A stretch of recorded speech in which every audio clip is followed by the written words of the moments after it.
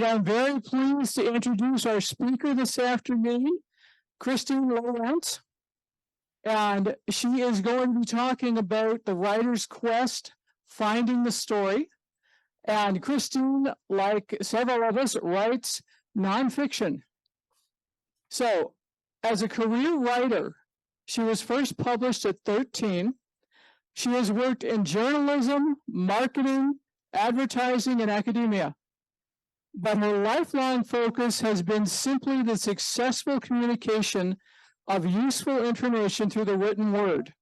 And Christine is coming to us from the East Coast, and Jacqueline is holding up her book here, which is beautifully illustrated.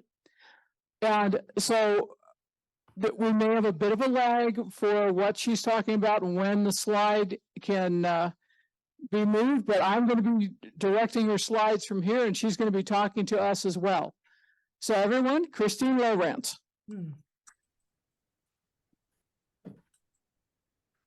Oops. Hi. Am I on now? I can't see the... You're on. You're good. All right. Thank you. When I say it's an honor to address this group, I absolutely mean it. I've been a member for a couple years now, and Southwest Writers is such an inspiring group. I've been a member of several groups, and right now am part of one, was a founding member of one, and I really look to Southwest Writers as exactly what a writers group ought to be. What has just taken place, the awards, the successes, what people have shared, it's utterly inspirational. And I feel writing it's a solitary work. It's tremendously difficult. Those of you who are listening understand perfectly well. And non-writers, I think, don't necessarily have the full picture on what it requires to be a writer. So I just want to say, before beginning, congratulations to Rose on the Courageous Communications Award. That's just wonderful. Congratulations to Jackie. All the awards that were received by your members and shared. I think that's the important thing. Earned, but also shared. And it's utterly inspiring to hear what people have accomplished through their hard work. So to press on, the subtitle is The Adventures and True Confessions of a Nonfiction Writer. So first true confession is going to be that I have a slightly different slide order than Brenda has. So if there's a little gap, I hope you'll all be understanding. But I would like to get started. Next. We've covered this, except to say, I tallied up one time the millions of words, interviewed 1,000 people, and written hundreds of articles.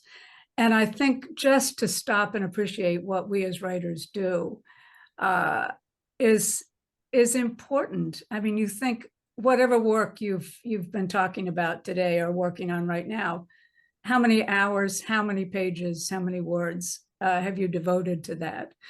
When I taught writing at UMass Dartmouth, I invited the students to write a sentence, and then I said, of so many words, and I said, consider the decisions that you just made for that sentence. And it's an awesome thing that we're a part of, and that's where I'm coming from, and in hope of sharing a little bit about the writer's quest with you. Next. These are some of the publications I wrote for, just to say a teeny bit. Cape Cod, the Cape Cod travel book, the writer's quest. Oh my Lord, we were supposed to write 400 pages. It was a 600-page book, and was 7 days a week at the end of that assignment. Cape Cod Cranberry Harvest, sorry, was a book that I had said I had no interest in writing about cranberries until I got an offer to write about cranberries 2 weeks after I made that statement. So I learned my lesson. Next. This is just a little bit of introduction by saying I've done a lot of different types of writing and have recently, in the past 10 years, come into biography. Rose was talking about writer to author. And I feel my journey has been really writer to biographer. It's a very different type of a genre. Those of you in the audience who write biography can appreciate it. But the picking of the subject, sometimes it comes to you, it's handed to you, sometimes you have to go searching for it. In this case, Thornton Burgess was the subject of my first biography. Jackie just showed you the book. And this seemed to me a natural for a book. I felt I wanted to do something different. So next, please.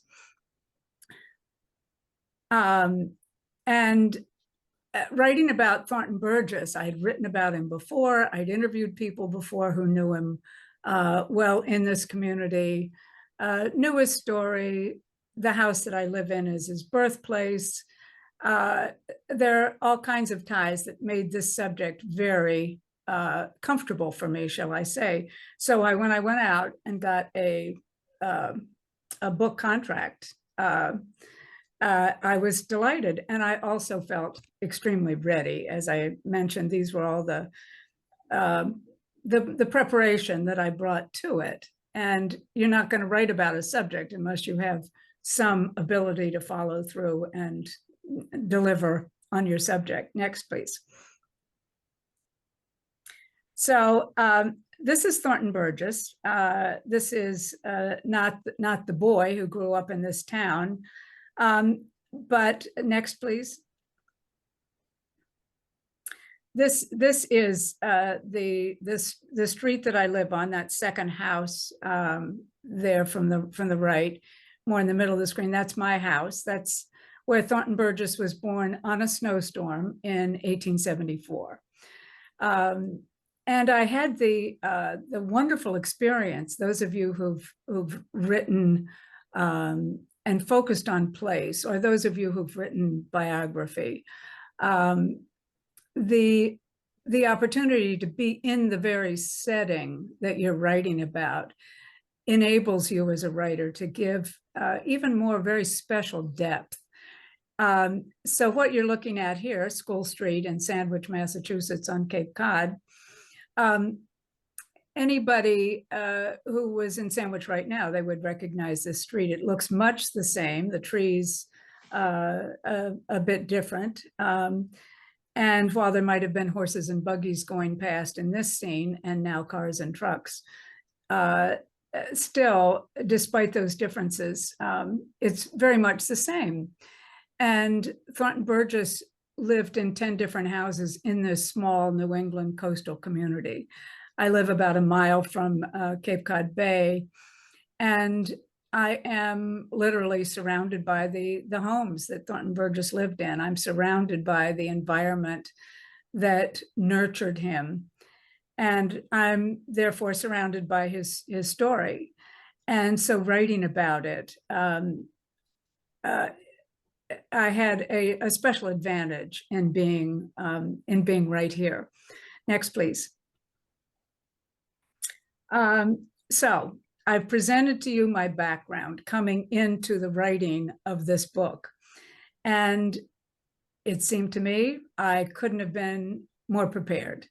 But finding the story of Thornton Burgess was far more complicated than I had imagined, and took me to far and distant places, which I'll share with you. And as a writer, I felt like in some ways I was the one being led by the nose, by the story. And I imagine you writers out there, you've shared that experience to some degree. Next, please. Finding the story in Canada, I began collecting information, newspaper accounts, any kind of the local information on Thornton Burgess, focusing really pretty much on his childhood and on his writing. But there was one newspaper account And this is an example of finding the story that had this mention in it of all the things that were being done, all the gifts that had been provided, but it mentioned a floral display from a Canadian premier. And I thought, well, what is that about? Why would that have been? And so I followed that. Next, please. I followed that lead, and it led me, in fact, to New Brunswick. It led me to the New Brunswick University Archives, and it led me to the provincial archives of New Brunswick with another deep layer of information. And it led me to a relationship.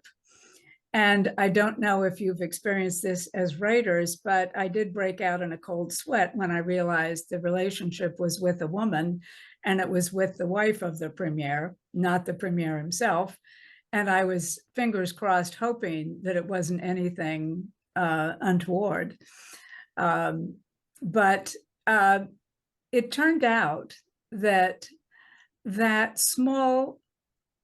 one piece of information, a floral arrangement by a Canadian premier, led me through the archives to understand, and laying hands on correspondence, to the role that Thornton Burgess had played in an international club, the Kindness Club.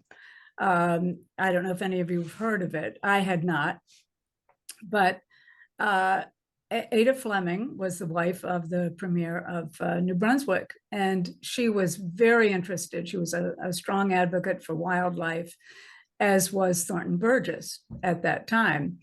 And she contacted him and wanted to know more about his educational programs. She wanted to use his work as a prototype for hers, which made such a strong case in my book for the breadth of appreciation for him as a naturalist, because I'll get into that. That was one of the scary things I had to deal with. But I point out a line to you in this. You see near the bottom there, I'm finding your research to be quite intriguing. So in the solitary work of a writer and a researcher, is there anything more satisfying than having a professional archivist say, she's finding my research intriguing? So I just point that out. But those letters were very important. And I think anyone who reads Nature's Ambassador will have a broader understanding of the breadth of Burgess's impact. Next, please. So another place that this book took me into was the dawn of children's literature. I had not intended to get into that history. I was focusing more on Thornton Burgess's work, but I had to get into the fuller story. And because when Thornton Burgess began writing, children's literature was just being established as something different from adult writing, adult books. And the first children's bookstore was established in Boston in 1916. So that the genre of children's literature was just becoming established when Thornton Burgess came on the scene. So this is his first book, published in 1910. But I say here, desperation, not aspiration, led to the writing of this book and the beginning of his career, the 70 books that followed and the 15,000 newspaper articles and the fame that came to him. This book was the beginning of that. But it was basically a collection of animal stories that he'd written for his son to comfort his son. Thornton Burgess's wife had died in childbirth, and so he was raising his son himself with his mother, and the son was away. So he wrote these little stories to his son and kept them. And a editor from Little Brown happened to be at his place of work in Springfield, Massachusetts at that time, and asked, does anybody have any stories? And somebody said, oh, Burgess does. So that led to this book. it was a lark. It wasn't a serious enterprise for Burgess as a writer. But within the year, he remarried. His first wife had died in 1905, and he remarried in 1911. He acquired 2 teenagers, a new wife. He had his mother, his young son, and himself to support. And one Monday he came to work, and on his desk was a notice: your services are no longer needed. You have 2 weeks to make other arrangements. And when I say desperation, it doesn't seem strong enough to describe what he'd felt. In addition to the hurt, he'd worked for this company for many years and was a writer, editor for Good Housekeeping magazine for them, and many other publications. But suddenly he had no means to provide for his family that had just grown, had just doubled 2 months earlier. So all of a sudden, Old Mother West Wind, which sold about 2,000 copies, was something more than a lark. It was a possible source of income, and a critical source of income. So he began writing more books, and he began putting them out. I think he wrote 15 books within 5 years, children's books. And if I think of it, I might read you a little bit to give you an idea of his style. But next, please. One of the subjects, one of the characters that he used in his original Mother West Wind was Peter Rabbit. And Peter Rabbit was a name he could not play with. His son knew Peter Rabbit because Thornton Burgess had read Beatrix Potter's Adventures of Peter Rabbit to him, The Tale of Peter Rabbit to him. And the boy would not have any other rabbit name other than Peter. The other characters could be called whatever his father wanted, but a rabbit was Peter. So he stuck with that. And you can see Burgess's characters were the illustrations of them. He really had nothing to do with it. I was asked if he approved the illustrations. Not to my knowledge. Harrison Cady was the most famous of his illustrators. But the Peter Rabbit was, as you can see, extremely plump, in some cases even plumper, and wearing a vest coat and a watch. To the right, you see Beatrix Potter's Peter Rabbit, and much different. Beatrix Potter modeled her illustrations on true life rabbits, not on cartoons. But the issue of this naming of 2 authors with the same name, next please,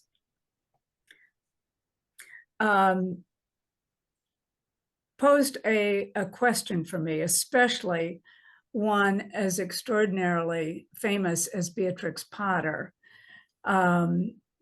Burgess was very famous in his day, but Potter has certainly transcended just about any author you can think of in enduring popularity. But as a writer, I had to deal with this. Am I writing about a plagiarist? And it fleetingly went through my mind, well, you know, the same name, it's all right, and just to gloss over it.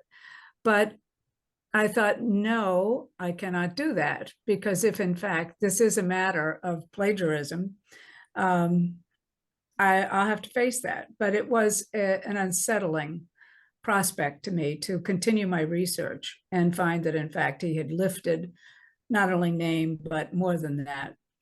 So finding the story of this piece of Thornton Burgess, his Peter Rabbit character, the awful prospect of plagiarism, led me to explore with Beatrix Potter's biographer, Linda Lear, fabulous book, and to simply explore again that the time and the era.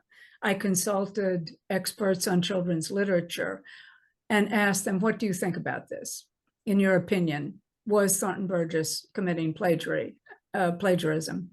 And one said no, and one said in this day, it absolutely would be. In that day, it was not. So she fudged a little bit, but the issue of who my subject was something that was critical, and I had to face it.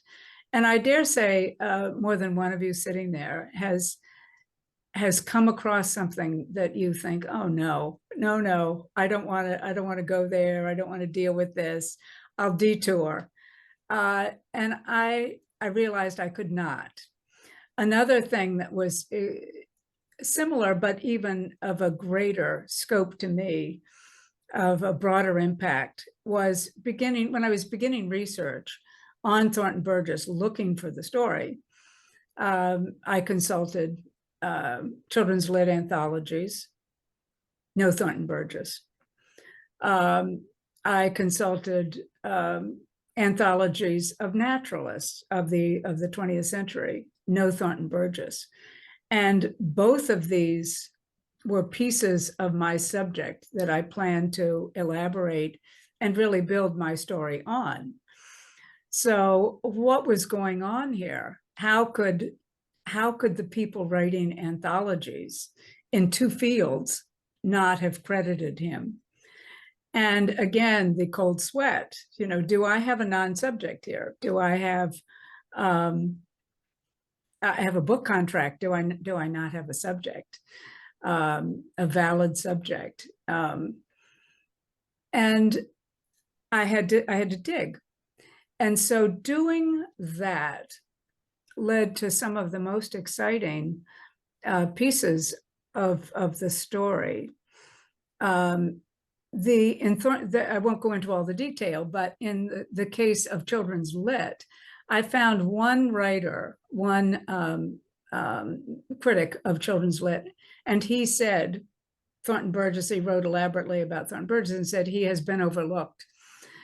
But why? This is the question. So in doing the research, I came up with a theory that I think is very provable, that the individuals, the women who were in charge of really setting the foundation for children's lit, absolutely adored Beatrix Potter. There was Anne Carroll Moore at the New York Public Library, and some other women who were very, very achieved, very accomplished, very intelligent. And these were the ones who were setting the groundwork and the rules for this genre of literature back in the early 20s.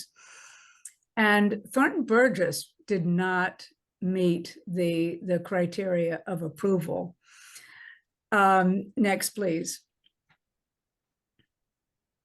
So I began to have a feeling that this feeling towards him, even though he had sold millions of books, possibly 10 million books by mid-century, which is quite a few in the last century, that despite that, he wasn't there. And this Anne Carroll Moore is the one. I love this quote, and I loved how I found it. Again, this is part of the finding the story, because someone had just said to me in passing, oh, there's a book Anne Carroll Moore wrote, who's this very powerful librarian at the dawn of children's lit. And she mentions Thornton Burgess. So I got my hands on it. And in it, this woman who did not approve of Thornton Burgess, and I think a case could be made that her very powerful prejudice against him was a piece of his enduring legacy within the field. So, but Anne Carroll Moore describes this situation. She's going to write a list of books for parents, a Christmas list. And she has the idea of inviting this boy into her office, a child she knew to be a wonderful reader, a very bright boy, a fifth grader. And she would ask him what his recommendations were. So the boy comes in, he stands in the office. You can picture it as a big room, maybe, I don't know, quarter the size of the room you're in from the look of it. And books stacked all over the place. And he looks around and he says, "Is there anything here by Thornton Burgess?" And I can just imagine Anne Carroll Moore saying in despair, "Are there no other books which tell of the country, of birds or animals in a way you like?"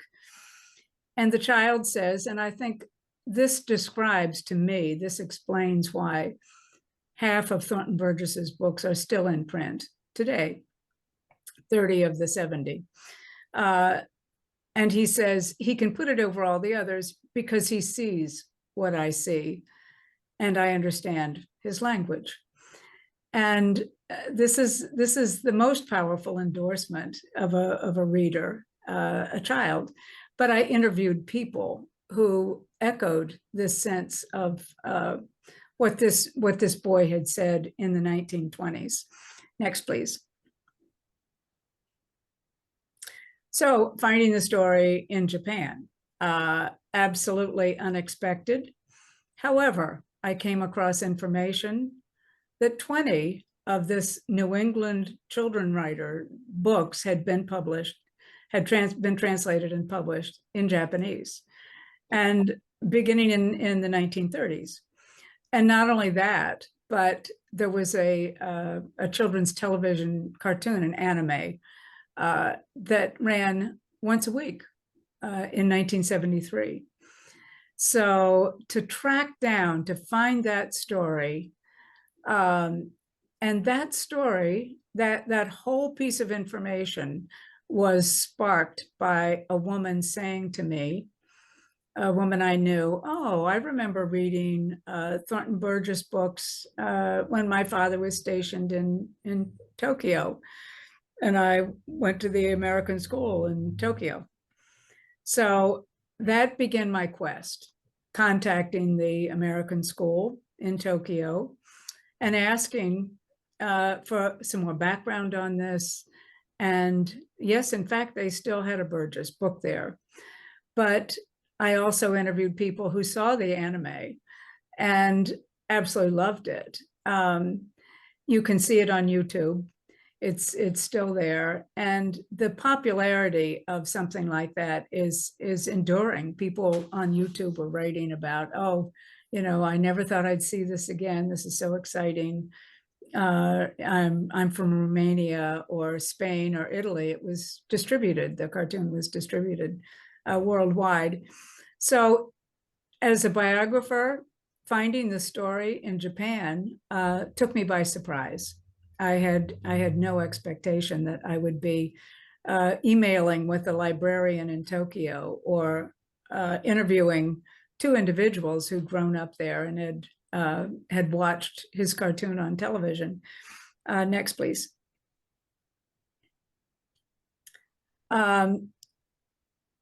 Finding the story in a puzzling question. I think there's a lot of value, I make this point a little bit later, in confusion as a writer, something that puzzles you, something that challenges you, something that unnerves me as much as wondering if Thornton Burgess was a plagiarist, that sort of thing. But this question arose when I realized that his set of children's nature books had been illustrated by a very famous, one of the most prominent ornithological illustrators in the country, Louis Agassiz Fuertes.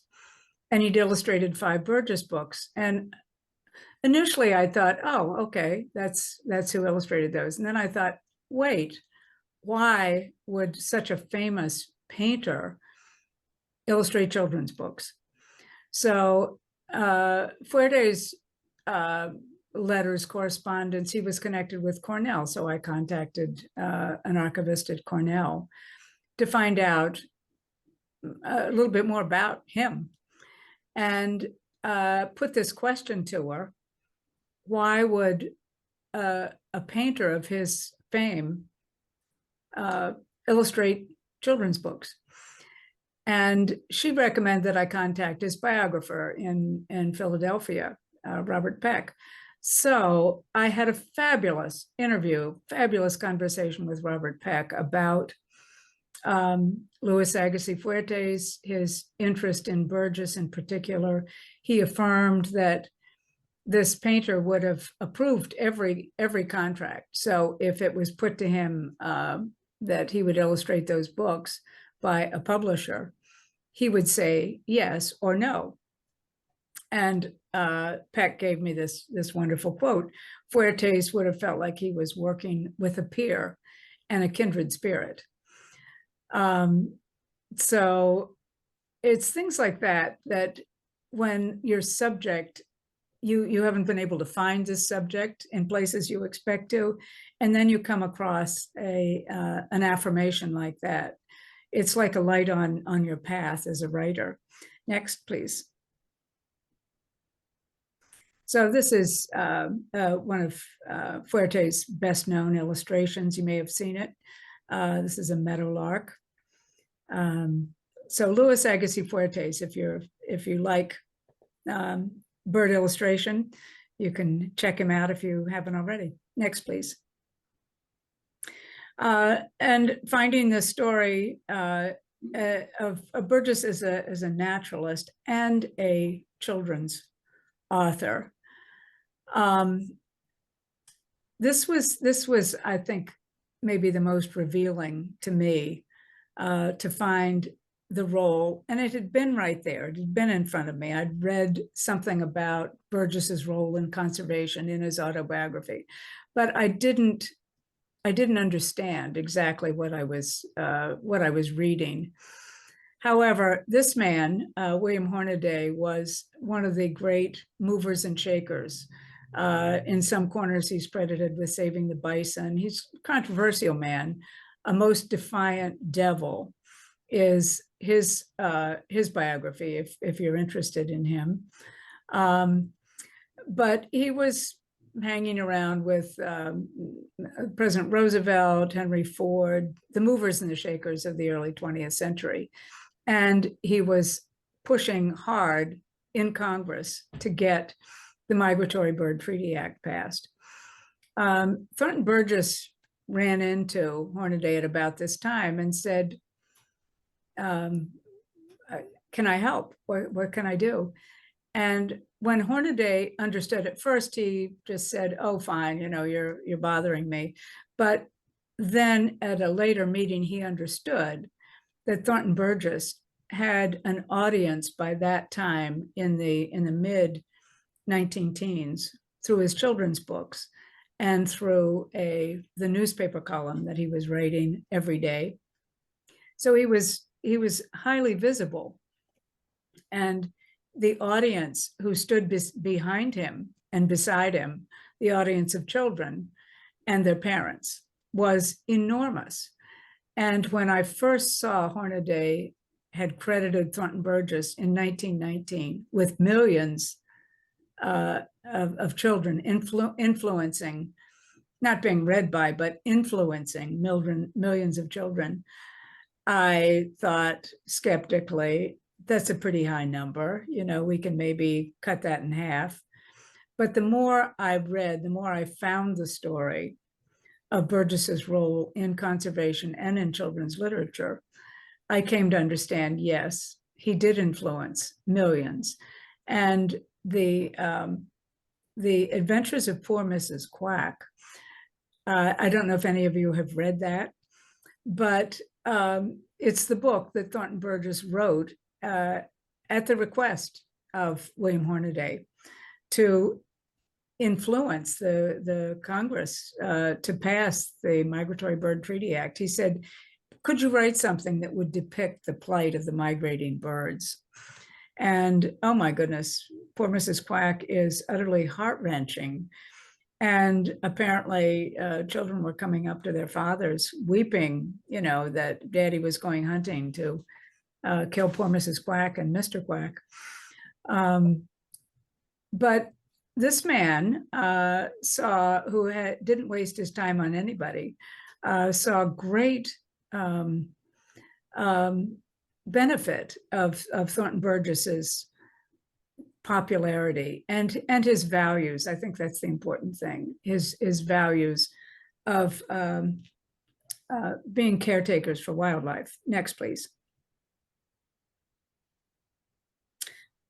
This is another piece of Thornton Burgess's story that I describe in Nature's Ambassador. The the heath hen is a game bird. You might be familiar with the prairie chicken or the ruffed grouse. It's in that family, and Thornton Burgess describes it in his autobiography of witnessing the very last bird of its kind. The heath hen, as habitat diminished for this particular game bird, they were once along most of the East Coast, but like many species, habitat got shrunk, and ultimately in the late 1800s, these birds were only on the island of Martha's Vineyard off of Massachusetts, and the Commonwealth of Massachusetts was concerned. I mean, this was a small population, beginning maybe with thousands, diminishing to hundreds, and then to dozens. And they made every effort through having a warden to keep predators out and poachers out. But the birds' numbers still dwindled. And I've written a book called The Last Heath Hen. It's a children's book, and lay out some of the causes for this, for the extinction. But Thornton Burgess and his friend Alfred Gross were conducting the survey on the island. And as I said, it came down to one bird ultimately. And Thornton Burgess described the pathos of witnessing a creature, the last of its kind in the world. There was a historian for U.S. Fish and Wildlife who said to me that the heath hen may be, if not the only, one of the only species in which the last creature, the very last creature in the wild is known. And that's the case. And here's a picture of Thornton Burgess holding the last heath hen, not to pat it or anything like that. He and Alfred Gross were banding it. So if it was found, if the bands were found, it would be known that the bird had died. But that extinction took place in 1933, and Thornton Burgess's role in that, next please, was an important one. Finding the story. So I've been in archives looking into the story of Thornton Burgess. I've been in Japan via email. But I made a trip out to Western Massachusetts, where Thornton Burgess lived in the much of his life, especially in the latter part. And the son of his secretary, Ernestine Johnson, this son, David Season, handed me a bag of old photographs. And those photographs enabled me to find the story of Thornton Burgess's later years. I didn't have that. I had certainly plenty of information about his active years as a writer, but the very last years of his life, these old photos enabled me to find the story of his years then. So this is Thornton Burgess in a nursing home, and he's being visited by his illustrator. So these two men have known each other for decades and decades, for most of their lives. Their wives were great friends. And here they are, one 90 and 188, visiting. And I think it's a very telling picture. It's an intimate picture. Next, please. This picture is also in the Mary Lyon Nursing Home, and it's an intimate picture in somewhat a different way. The man on the on the right is was the director of the Boston Museum of Science and an extremely prominent individual in Boston. And he had done so much for this important museum. They wanted to honor him, and they said, we'll give a medal to whoever you would like to credit for being an influence on you. And he said, well, I can't do it with just one person. I have to name three. He thought about it and thought about it, Brad Washburn. And then I can't narrow it down beyond the three. So he named Curtly Mather at Harvard, Gilbert Grosvenor at founder of National Geographic, and children's writer Thornton Burgess. And so that's the company that Thornton Burgess was in. And it speaks really to the permanence of his influence. David Brower, founder of the Sierra Club, has a full chapter on Thornton Burgess. And both Washburn and Brower talk about the values towards nature, the look at nature that Thornton Burgess provided in his animal stories, in his countless animal stories and all his books. But it gave children an entree into the natural world. And one of the naturalists told me that, she said, I loved his books because I'd read his stories and then I'd go outside and I'd see exactly what he was talking about. And so this gets back to that child in 1920 saying, he sees what I see and I understand what he says. So that's the power of this particular writer, I think. Next, please. So personal glimpses from the old photographs, finding the story. You'll see Thornton Burgess just coming down the hill there. This is his home in Hamden. It's an old house by a roadside with a stream below that writing studio that he set up on that hill. And every day he would go up there to write, and he would come down for lunch, and he would go back up, and he would write more. So as writers, I hope you can be as inspired as I am by Thornton Burgess. His last newspaper column came out when he was 89, and his last book was published when he was 91.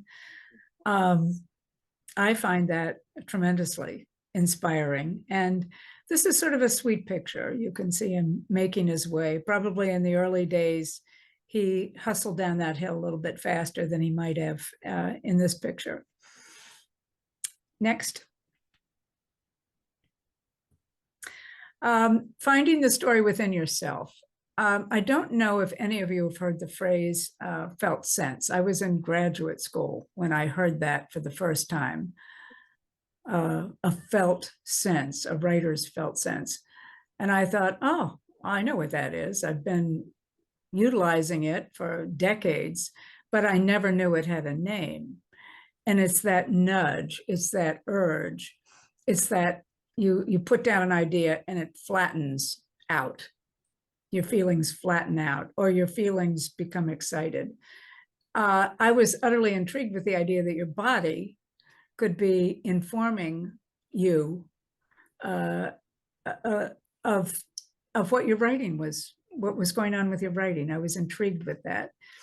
And I think as writers, to pay attention to what's going on inside of ourselves, what our physical and emotional experience is of our writing, is kind of a nifty thing.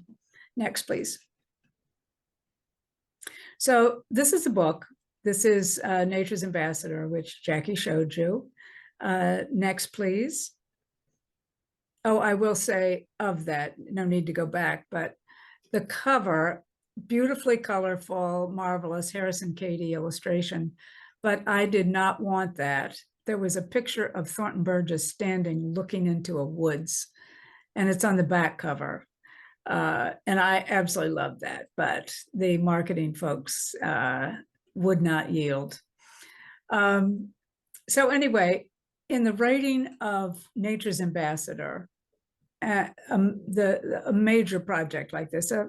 A smaller assignment might not require all of these, but the interviews, contacting librarians are brilliant. They're so helpful. Archivists are fabulous. The books, the journals, all these things. And then at the last, consider your resources are your knowledge, all that you know about your subject, all that you bring to it, your curiosity. I think curiosity sparked a lot of the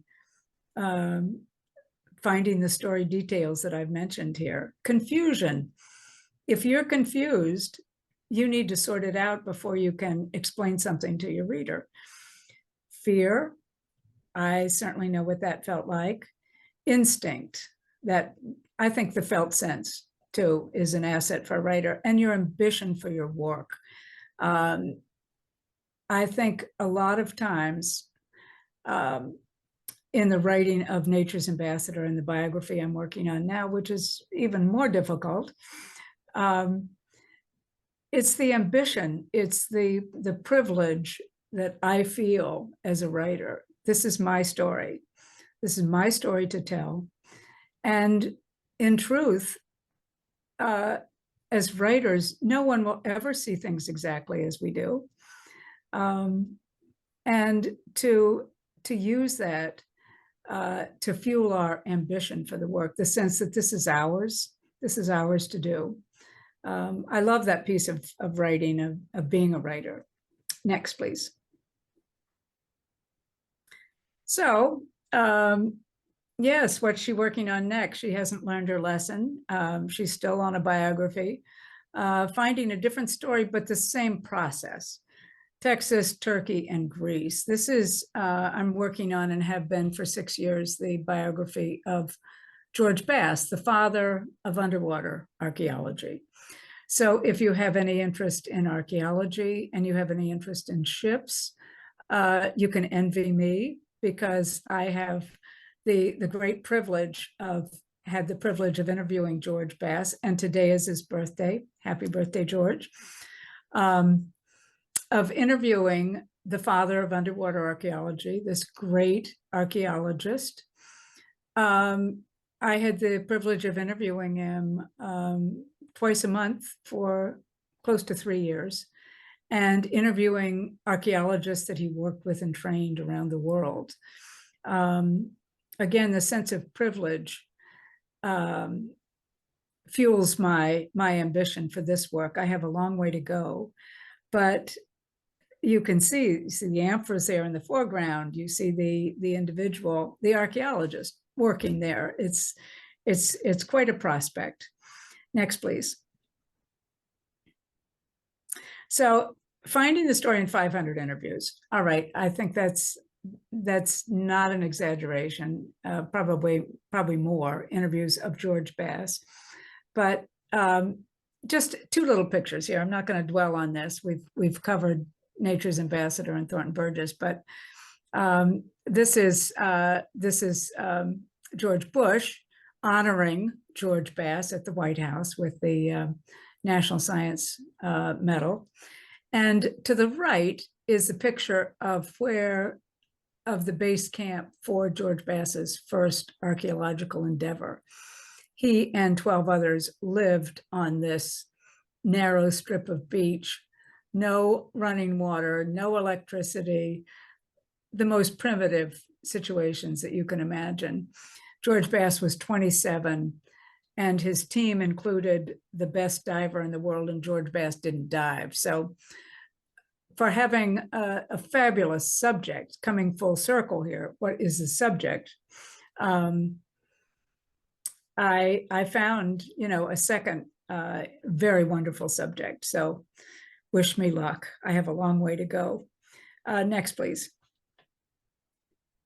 In interviewing, I think I just thought I'd toss in a few things about interviewing. I'm sure you've done lots of it, but I think an interview's power,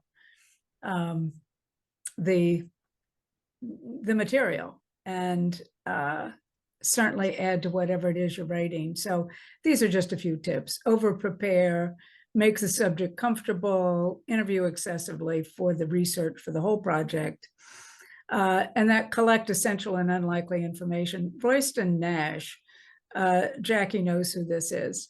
I had interviewed this man. He was a conductor of the Cape Cod Symphony Orchestra. And this is a signed article. And I thought, wonder how long the baton is, that little baton that he waves. So that was my last question. And it figured wonderfully into the article.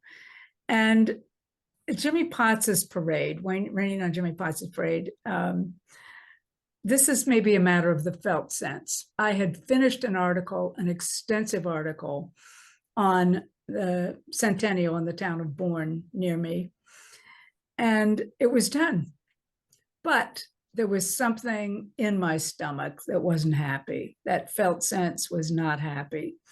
So I called up the director of the parade, and I think this was maybe a day before I was to hand in the article, and it was, you know, a couple of days after this major parade for the town celebration had taken place. And I said, well, how did it go? And he said, well, they had elephants and Shriners and all this. And he said, everything was in place and it started to rain. But he said, we carried on, you know, it was wonderful. So to add that detail of the rain that began the parade, it made all the difference in the writing of it. And I think too, in interviewing, indulge your curiosity, not to an obsessive or intrusive degree, but a lot of times a question that occurs to you, I don't understand this. It's always, or often I should say, worth asking. Next, please. And so my advice here has to do with the writer's relationship with themselves. And I say, be patient. Be patient. How many times have I thought, oh my God, it's not coming through. Where am I going with this? And it comes. I've learned in the many years that I've been writing, it does come. And I think if you do a thorough job in your information gathering, the piece, whatever it is you're writing, whether it's a book or an article or a pamphlet, a screenplay, whatever it is, it will fall into place if you've gathered everything that you've needed to. And one thing I so appreciate is that the writer, this is so true in Nature's Ambassador, that the writer I was in the beginning, I wouldn't say cocky, but certainly confident that I had what I needed. I was not the writer I was at the end. I saw things differently. And many of the things I've talked about here, I didn't understand when I began writing that, when I had that assignment to write a book for Schiffer Publishing. So I've learned to trust the process. And I just say, be grateful. We're so lucky to be writers. And the last slide is just contact information. That's all. So thank you so much for listening. And if anybody has any questions, I'll do my best.